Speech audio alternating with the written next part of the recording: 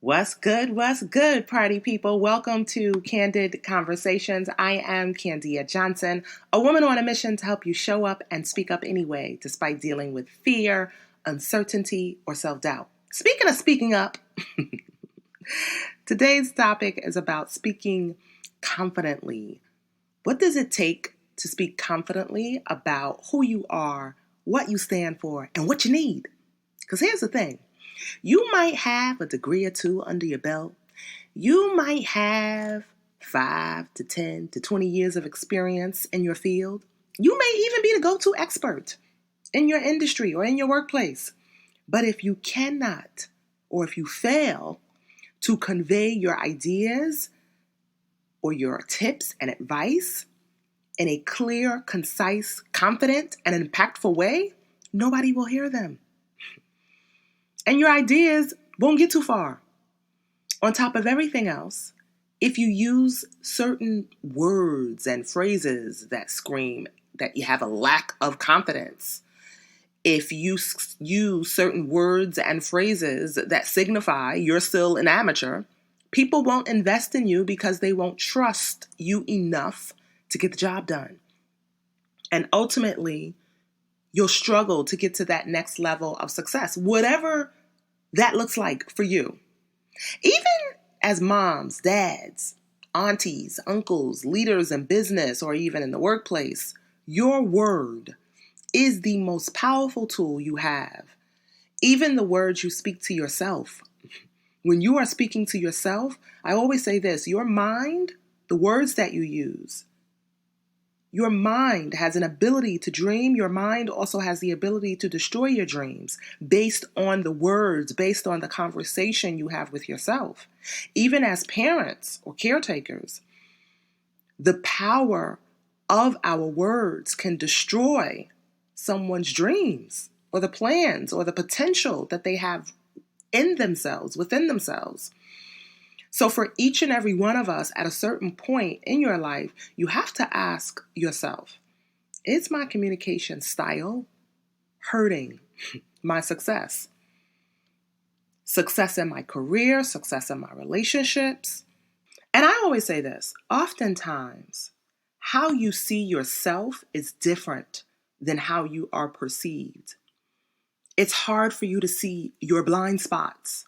A coach, mentor, or even a tool or an assessment can help you understand how your words or your presence might be perceived. It can help you understand why you're not getting the promotion or why you're struggling to strengthen your relationships at work or even in your life.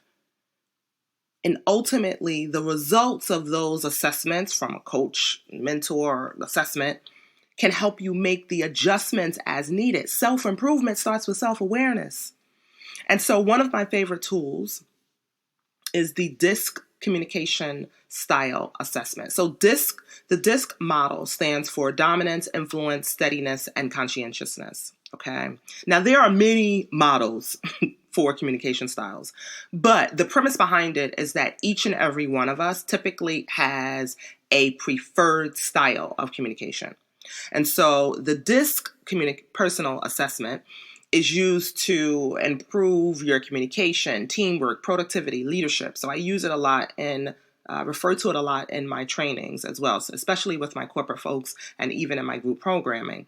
But once you become more aware of the 4 communication styles and how others may perceive you, it can help you identify even more effective ways to meet people where they are, or to just break down any sort of conflict or tension or, a barrier that you may be faced with, again, in your personal or professional life.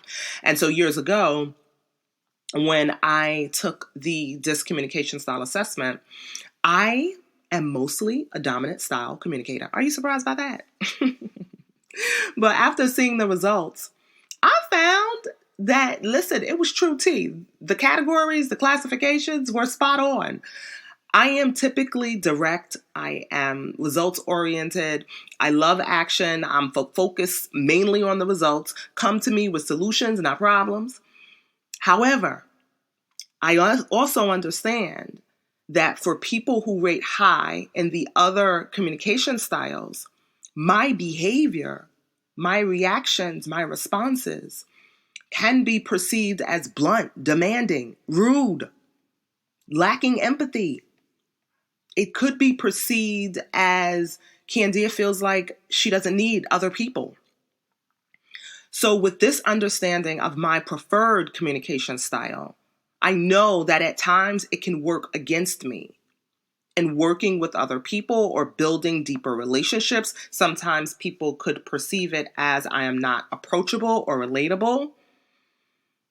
And many of, even when we think to our work experiences or some of the conflicts and things that we've had in our relationships, right? The majority of that hurt and pain comes down to the war of the communication styles, being able to deal with different communication styles. Everyone communicates differently, and most of us fall into one or one of four of those different communication styles.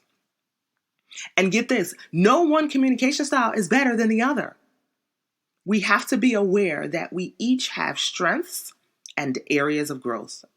And I know people say strengths and weaknesses. I don't use the word, I try not to use the word weakness. I say areas of growth. And once you are aware, you can improve and adapt as needed. It's one of the things that I've learned from working in consulting and having so many different clients at once, is realizing that, at one time I had 4 different CEOs that I was reporting to. And so how I delivered that content, how I delivered the status update in a meeting was vastly different because of their preferred communication styles. So recognize this. Your words, your communication style can help you. It can also hurt you. And I know when we think of the word hurt, we may think of someone who is abrasive, rude, passive aggressive. But even if you use vague words and phrases to deliver your message or even describe the value you bring to the table, it can also hurt your success. Vague words that fail to paint a picture or it lacks specificity or a solid definition could block your success as well. A lack of clarity and specificity scares the opportunity as well as the money away. So if you don't know how to communicate your value that you bring to the table as it relates to a specific group of people, you'll fail to attract the right people and land the opportunity of your dreams. Many people, when it comes to talking about their value and selling themselves, value is subjective based on the person you're speaking to. So you have to learn how to switch it up. Adapt your story, adapt your value proposition to meet the needs of that specific person you are speaking to. So being clear and specific about that is key. So I'm going to direct you all to the episode, the MVP formula for introducing yourself. I'll include that link in the show notes, okay? So you can get your life all the way together. But ultimately, I want you to understand that an inability to communicate clearly, concisely, persuasively, and assertively limits your growth as well as your earning power. It is precisely the reason why I started my career confidence and visibility program, because I realized too many people, particularly women, were leaving money and opportunities on the table because they failed to express their goals or their values in a clear and understandable way. Too many women have a seat at the table, but they fail to speak up or advocate for themselves, and so that they can land a career or an opportunity, or just let people know where they stand. Sometimes as well, your energy screams you're not ready. Sometimes your words and your energy can scream you are unsure or uncertain of yourself or your abilities. But guess what? This is why your girl is here. Okay? So let's get into it. So I want to talk about some of the simple but profound words and phrases that you use to diminish your message as well as your presence. And we're also going to talk about being assertive, because being assertive also plays a huge part in advancing your career. Don't get it twisted. When you are assertive, it also helps you reduce the stress or anxiety you have in your life at the moment, because you have to be able to communicate boundaries with people And that all relates to your ability to be assertive and stand up for yourself. It's about advocating for yourself, and that directly relates to being assertive. Success in life isn't about balance, party people. It's about boundaries. Being assertive and being able to communicate what you can and cannot do, what you stand for and what you don't stand for is key to your success, whatever that looks like for you. So communication is the power skill that you need the most at all levels, at any level in your life. People often say communication is a soft skill. I'm like, nah, communication is a power skill. Because the reality is, regardless of your life or career goals, communication is the foundation for creating, building, and nurturing everything in your life, from healthy relationships with your children or your nieces and nephews or your parents to building a successful business or brand. But take note, words are a small part of the process. It's also about your tone, your energy, and your style again. One of the principles that I live by is people buy into the energy of your presence before they buy into the power of your words. So even when I am conducting a training on Zoom, right, video conferencing software, I set the energy with music before I even deliver the content. When people see me on screen, when they enter my Zoom room, and I've had to change things up. It's particularly this year, especially when we went into quarantine and I was doing a lot of virtual master classes and workshops and things of that sort. People had to enter my room and I'm bopping my head, moving my shoulders before the class even gets started to set the tone. So people say, wait a minute, okay, this girl seems pretty cool. You have to learn how to also work the virtual room before the class even gets started. When people enter my virtual room, as soon as they pop their head into Zoom and I see them on screen, I'm calling them out by their first name. Hey, Sarah, I see you sipping on something. What are you sipping on? Coffee, tea, smoothie? What's giving you energy today? So recognize this. Your energy is key. From the way you walk into a room, even the virtual room, to how you introduce yourself or greet others. Your energy says a lot about your level of confidence. Another key to being a confident communicator is being abso-freaking-lutely clear when we communicate. Typically, when we communicate, whether we are writing an email or speaking up in a meeting, or even when we are talking to our kids or significant other, when we communicate, our goal is to ultimately change behavior, get action, or give information. And so when you communicate, there should be no room for misinterpretation. There should be no room for people to assume. And as long as you are communicating clearly and being respectful, courteous, as long as you are communicating with tact, and you're also looking at the timeliness of your message or the timeliness of whatever you're about to say, you'll set yourself up for success. Clarity is about telling people exactly what you want and what you stand for. What's important at the moment and what's important for them at the moment. That's clarity. So here's the thing. When it comes to communicating effectively, self-improvement, again, starts with self-awareness. Oftentimes, the way in which we communicate is based on the way we feel or what we believe about ourselves. It's based on an assumption, right? Or a set of assumptions. And while we are often focused on how to communicate more clearly with other people, the reality is the best conversation you'll ever have is a conversation you have with yourself. So first things first, you have to learn how to have better conversations with and about yourself. So you have to understand how to have better conversations with and about yourself. You have to understand how the words you use, even in discussions with yourself, go against you. Self-rejection is the biggest form of self-sabotage. And every day you use words such as woulda, coulda, shoulda. It's a form of self-sabotage. I would have done this. I should have done this. I could have done this. When you say you could have done this or you should have done this, you have to understand that these words are rooted in shame and blame, even when you use them with yourself. And it blocks not only your ability to communicate, but just the clarity that you need to move forward because you're so stuck in shame and blame. Woulda, coulda, shoulda street keeps you broke and stuck. Nothing grows on woulda, coulda, shoulda street. So I need y'all to move from woulda, coulda, shoulda street and step on next time I will boulevard. You can take responsibility without judging or blaming. So watch those words, woulda, coulda, shoulda street. Okay, just like earlier I said, I don't use the word weakness. I say areas of growth. Because for me, weakness is just an area of growth or an area of delegation. And typically when someone says, what are your weaknesses? It makes you feel bad that you have them. Hell, you can't be good at everything. You don't have to master everything. Those who try to master everything are masters at nothing. So I always encourage my clients, instead of saying, how can I get this done? At a certain point, you got to say, who can I get to do this? Stay on your mission. Stay in your area of genius. Everything else you just may need to delegate. Even when it comes to your household, you don't have to take on everything. I was talking to my cousin the other day, and she was saying she wants to cook and she wants to prepare, healthier meals because she wants to lose some weight and stuff like that. And so I said, well, why don't you just hire someone? You work 2 jobs. You don't have no kids.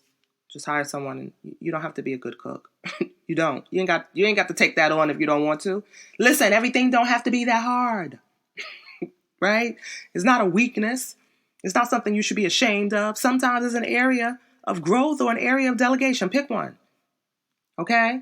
When you say another thing, I've heard people say to themselves, I must be stupid, right? I must be incompetent if I can't get this done by now. No, that phrase, I must be stupid, has no place in your energy, in your zone, in your mind. If I get to the point where I feel like something is taking longer than it should, and look, see, there's that word should, that comes with blame. I pause for a second and say, okay, Kandia, listen, you're just growing through some things right now. Notice I didn't say going through some things. I say growing through some things. Even when we are talking about our achievements and things we should ordinarily be proud of every single day. In conversation, we reject ourselves by using words that keep us in shame and blame. I see it all the time, especially from my ladies. Women, I have to call you out. Now, men, sometimes I see it from you too. But for instance, I've heard people announce their achievements or something that, a goal that they recently achieved. And they'll say, it only took me 20 years to get my degree. So what? What are you making that mean? Success can happen at any age. So are you saying because it took you 20 years to get that degree, does that mean you're not worthy of acknowledgement or of a celebration? I've heard people say, I was only able to lose 10 pounds. I only lost 10 pounds. So what? What are you making that mean? So I want y'all to watch that word only. I'm 40 years old. I'm still single and childless. So what? What are you making that mean? So are you saying you're not worthy of love or companionship or success because it didn't happen and you're 40 years old? Does it mean it's too late? And how are you allowing that to show up, that thought to show up in your life? How are you allowing that thought to stop you from trying something new? Watch that word. Beware of that word still. That's another word that keeps us stuck in shame and blame. When you say, I launched my first event, or better yet, I have a little business. I started this little business. Little? I want y'all to really be mindful of words such as finally, only, little, and still, because they can be a form of self-rejection. They can be a form of self-sabotage. When I say mindful, being mindful simply means, particularly mindful communication. Mindful communication, being mindful means writing, speaking, and listening from a place of awareness, empathy, kindness, and compassion toward yourself. And you can start being mindful by simply embracing your power of pause. From your tone to the timing of your message, mindful communication is about being aware of what you say and how you say it, even when you're speaking to yourself.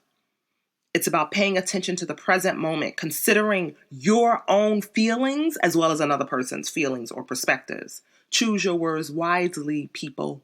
Choose your words wisely, people, even when you are choosing words in conversation with yourself.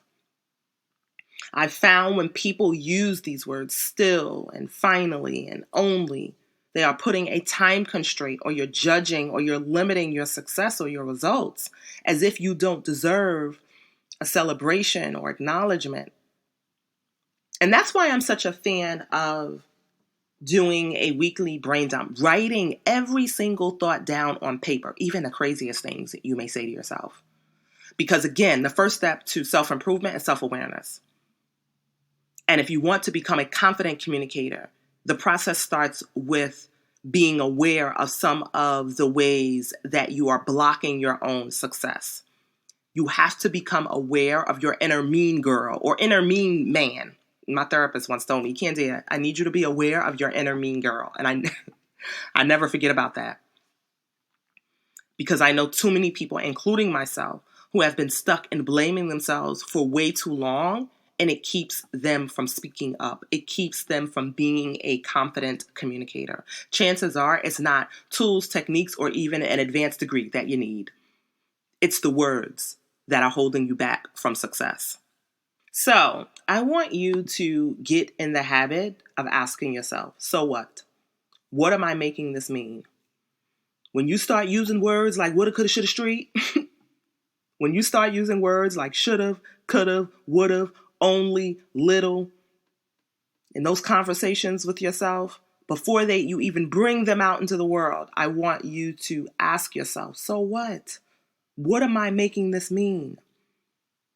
And even if, you slip up and you let the woulda, coulda, shoulda, street pop into a conversation with a friend, I want you to just pause and say, wait, let me rephrase that. Next time I will.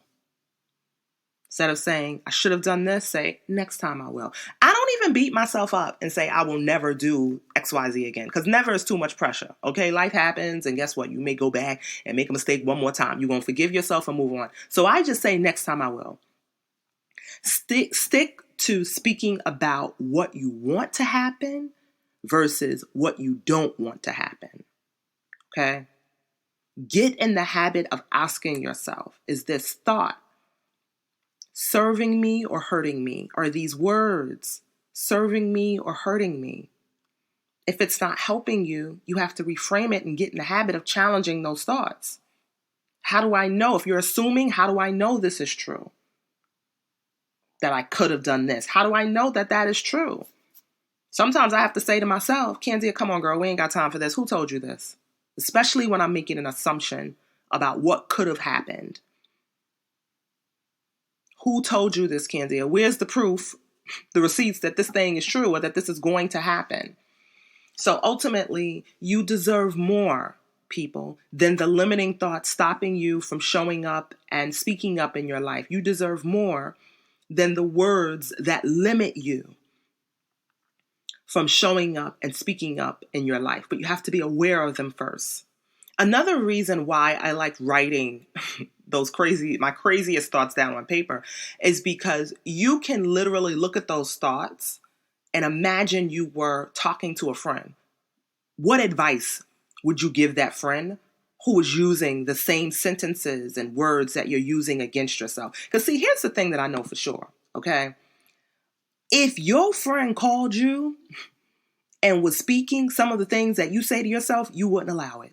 I know that. You wouldn't allow it. Some of the crazy things you say to yourself, you wouldn't allow your child, your friend, your nieces, your nephews, or even a stranger on the internet say to themselves.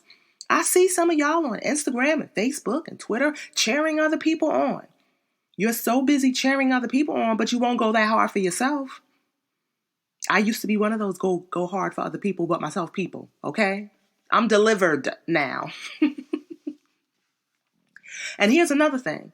While many people think, reframing, because I do believe in that. I believe that you have to reframe your thoughts, shift perspective, right? Look at them in another way. While many people think reframing your thoughts means turning a negative thought into a positive thought, sometimes reframing simply means allowing yourself an opportunity to just identify the realities of the situation or the circumstances, what's true right now, what's within my power, what's out of my power.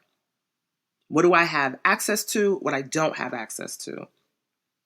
And that's why I included reframe. So my show up anyway framework that I use in my coaching program and during some of my courses, the show up anyway framework is pause, breathe, question, reframe, and then decide.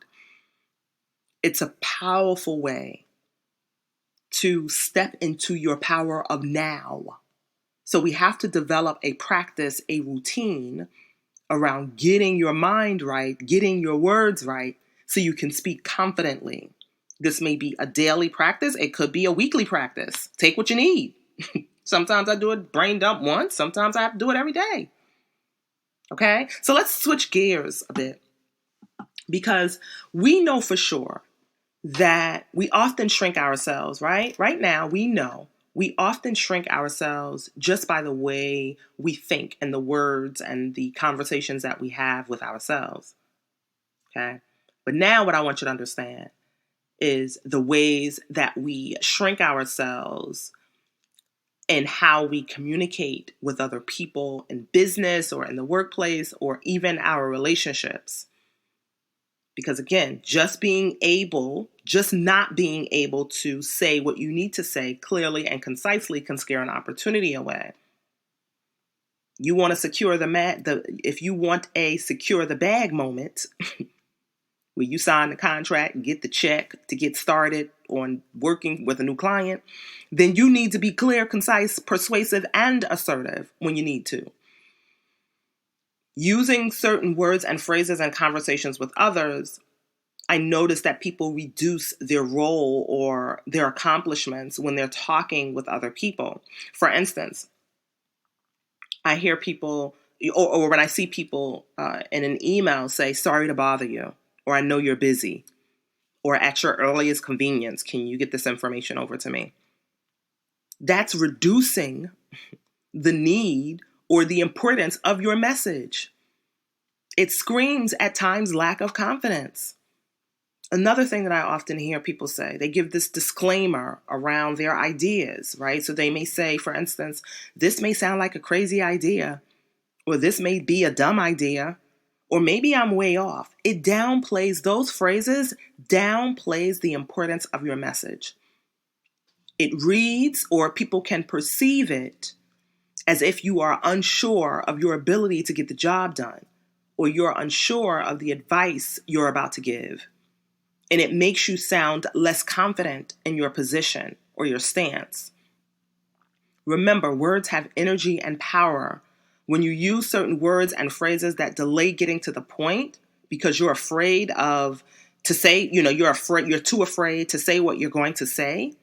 When you use words and phrases that are vague or unclear, it weakens your position or your argument. So instead of saying, I think, I often encourage people to say, I believe, or in my experience, I found. It's a much stronger position.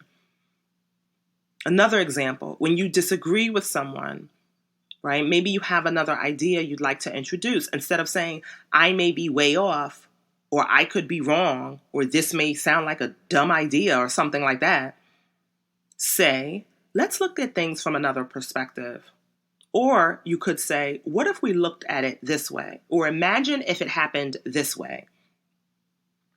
And then go into your list of suggestions or recommendations or instructions. Another example, let's say you're writing an email or you're speaking to someone, and after you've given them 1 to 2 to 3 to 4 options or steps that they need to take, instead of saying, am I making sense?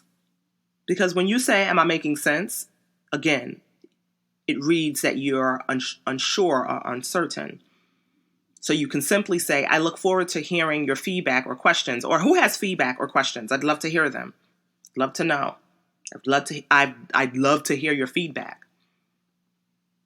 And please, by all means, eliminate, you know what I'm saying, from your conversation. So if you're providing a list of steps or ideas or suggestions, if you rely on the phrase, you know what I'm saying, you know what I'm saying, you know what I'm saying, I need you to practice it, to own it, and get rid of that statement from your conversation. One of the ways to practice it, to own it, I always encourage people to use the audio to text feature on their phone to practice their delivery, and then send the text content to yourself and practice it over and over and over again. So when speaking, let's also eliminate responses such as maybe I'm crazy, but I don't understand, or I just don't get it. You could say, I want to understand what we're trying to accomplish here, or I want to understand what we're trying to accomplish with this project. Can you explain your process? Can you help me understand the reason behind that, behind number 1 or 2? Ultimately, we have to stop with the words and phrases which soften the blow. Okay? And I want you to also understand the problem with statements like I think or this may be a dumb idea. Listen, if you don't believe in them, why should I? So these words and phrases can ultimately reduce the impact of your message or your call to action. Step into your power by being specific and clear. Instead of saying at your earliest convenience, can you please sign and complete this form?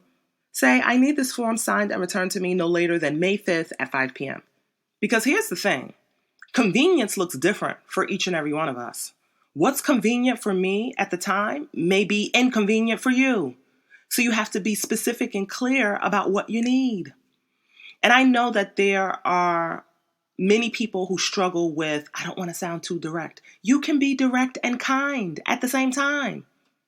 So if I make it known that I need a form signed and approved by a certain date, I do end or summarize the email with, thank you so much. I appreciate you. Or sometimes, depending on the person, I may say, you rock, John. Thank you so much. Okay. Again, a lack of clarity and specificity. A lack of clarity and specificity scares an opportunity away. Another thing that I want you to realize is confusion causes delay. So when you say at your earliest convenience, that looks different for any one of us. And so that may cause some conflict down the line. So be specific in the time that you want people to respond to you or the steps that you want them to take. Because here's what I absolutely know for sure right now. 99.9% of you listening to me right now are brilliant and fully capable of making your wildest dreams come true. But you have to be clear and specific in your needs. You have to choose words that serve you. You have to be clear and confident in your ask. You have to speak up and be assertive. Being assertive is important because you want people to take you seriously. And like I mentioned earlier, being assertive is key because being assertive can help you reduce the stress and anxiety in your life right now. Being able to ask for what you want or what you need, being able to disagree, or being able to say no without feeling guilty or without apologizing is being assertive. It's also about disagreeing respectfully. That's also assertiveness. It's about speaking up for yourself or even someone else. So when I conduct my Communicate to Win series of workshops with my corporate folks, I always invite managers and leaders and executives to share their struggles and challenges. I invite them into like a hot seat style form of questioning and coaching. And my ladies, I got to pick on y'all. We always hesitate or we include the fluff and the disclaimers because we don't want to be perceived as too direct. And again, my response is always, you can be direct and kind at the same time. Stop apologizing. Of course, apologizing, saying sorry has its moment, it has its place. But I find women overly apologize even when they have a question about something that they don't understand. They say sorry for everything. I have to pick up my kids, Kandia. I'm sorry. Do you regret the kids? What are you apologizing for? Well, some of y'all may regret the kids, but that's a podcast for another day. So I want to offer you an option here. I came across this a few years ago. I believe it was on the psychologytoday.com, the psychologytoday.com website. And it talked about, instead of apologizing, say thank you. We know, of course, when we say thank you, it expresses gratitude and appreciation. And for me, saying thank you acknowledges the other person's contribution, or just it acknowledges their ability to be flexible or adaptable. So instead of saying, sorry, I made a mistake, or I should have known this, because y'all know I hate that woulda, coulda, shoulda street. So instead of saying, sorry, I made a mistake, you can say, thank you so much for that feedback. Instead of saying, sorry, I made a mistake, you can say, thank you so much for that feedback. Thank you for listening is better than, I know I'm rambling. Thank you for your time is better than, I know you're busy. Thank you for inviting me is better than, sorry, I can't come. Okay, wait, I kind of like, sorry, I can't come. I know it's petty, y'all. Because listen, I'm an introvert, okay? So getting me out sometimes is like an act of God to get me out and about. But anywho, let's stay on point, okay? You can say, thank you for inviting me instead of, sorry, I can't come. You can be assertive without being aggressive. Sorry definitely has its moment, but ladies, we have to fall back from saying I'm sorry for every freaking thing. Assertiveness is also key when dealing with some sort of conflict, okay? So one of the things you want to avoid doing when, let's say, someone interrupts you during a meeting, or, you felt like someone said something to you or about you and you felt some sort of way and you want to have some discussion, okay? One of the things that you want to avoid doing is starting the conversation with aggressive language, such as you never or you always. Because listen, as soon as people hear you never, or you start a conversation with you always do this or you always do that, they're ready for the battle. They feel like they're being attacked or blamed. And next thing you know, the conversation shuts down in about 5 to 10 seconds. So you have to learn how to be assertive without being aggressive or coming across as maybe hostile.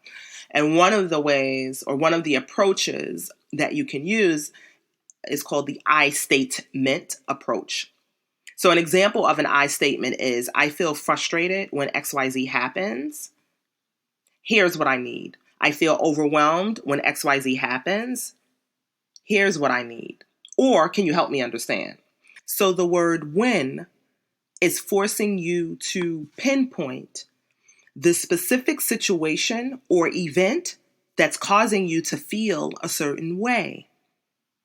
The here's what I need part of the sentence guide you into identifying the boundaries, next steps, or solutions for this conflict or situation that you're addressing at the moment. Sometimes most times conversation is needed, right? Back and forth, two-way conversation. Now, context is key. So when I say I feel frustrated when XYZ happens, can you help me understand? I'm using the phrase, can you help, or the question, can you help me understand, to open up a dialogue so that I can see things from their perspective. Ultimately, I want you to understand that when you're using this formula and you're starting with I, it's helping the person focus in on your experiences and your thoughts and your feelings from that moment. When you start with you, it's coming from a place of judgment, blame, shame, and typically as human beings, we shut down. So the word when is needed because a lot of the times when we are addressing someone about an incident or an event that made us feel uncomfortable or angry or disappointed, we avoid addressing the specific incident or the specific behavior. So you want the person to understand clearly when this happened, how often it happened, and where you stand, and why you're feeling a certain sort of way. Okay, so that is assertive, a brief overview of what it means to be assertive. Okay, so listen, party people, you deserve more. Clear, concise, and specific communication is the bridge that can help you get more out of your life and your career, whatever that looks like for you. Being clear, concise, being clear and effective in your communication is also one of the best ways to reduce your stress, not only in the work that you do every day, but even in your personal life. A lot of us, we can't be or we can't reach our fullest potential because we fail to clearly communicate what we need. We fail to clearly communicate our boundaries. You fail to clearly communicate what we expect. But you know what? No worries. Because your girl, that's me, is here to help you move past all of that. Okay? You deserve more, but you have to learn how to speak up and show up for yourself despite fear, uncertainty, or self-doubt. Okay? If your goal this year is to level up, beat that habit of doubting yourself and second-guessing yourself, and you want to unlock your full potential in your life and career, my program, my Career Confidence and Visibility Program is open. I will include, it's open for enrollment. I will include the link in the show notes. If this episode touched your heart in any way, please share it with your people so they could share it with their people, and et cetera, et cetera, et cetera. Okay, y'all, talk soon.